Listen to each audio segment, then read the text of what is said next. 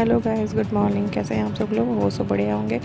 आज के दिन थी होलिका दहन, जिस दिन हमारे यहाँ पे सुबह सुबह होता है माला घुलाई की रस्म। तो ये उसकी कुछ फ़ोटोज़ है जिसमें बहनें अपने भाई को तिलक निकालती है, उसमें माला वगैरह पहनाती है और भाई की लंबी उम्र की कामना करती है। और गोबर के उपलों से बनी हुई, कंडों से बनी हुई माला को जो है भाई के ऊपर से एंटी क्लॉकवाइज 7 बार मार के और उसको होलिका में चढ़ा के आते हैं, ताकि होलिका की पवित्र अग्नि से जो हमारे भाइयों के ऊपर आने वाली बलाएं हैं वो सारी टल जाए, ख़त्म हो जाए।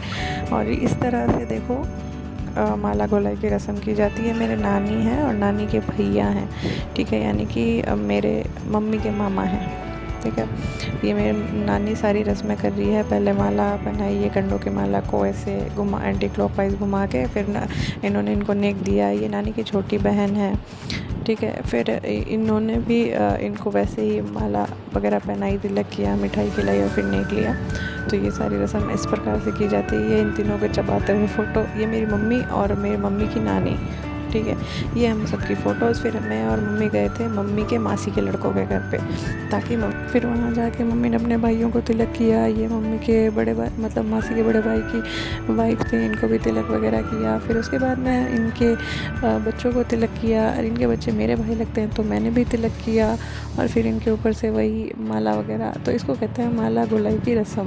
फिर मम्मी ने अपने मामा के बेटे भाई के तिलक किया। और ये जो येलो टी शर्ट, येलो वाला है, ये जो है मेरा मामा का लड़का है। तो ये दोनों के मामा के लड़के आए हुए हैं यहाँ पे। और फिर इन दोनों को भी तिलक किया, क्योंकि बिज़ी पर्सन है और रात को आए थे, तो तिलक रात को घी का होता है, तो घी का तिलक किया, इनके साथ फ़ोटोज़ वगैरह ली। फिर हम सीधा निकल गए होलिका दहन वाली जगह पर। वहाँ जाके होलिका के परिक्रमा दी, ठीक है। फिर जो माला वगैरह लेके आए थे वो हमने यहाँ पे ला के टंगा दी। फिर उसके बाद में पंडित जी आए और उन्होंने पवित्र अग्नि को प्रज्वलित किया मंत्रोच्चार के साथ में।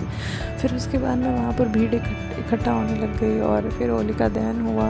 फिर होलिका दहन देखने के बाद में हम लोग सीधा गए, हमारे पास में ही वहाँ पे मंदिर था बालाजी का, तो हनुमान जी के मंदिर में हम लोग गए, वहाँ पे दर्शन वगैरह किए। फिर राम परिवार के भी दर्शन वगैरह किए हमने, ये देखो।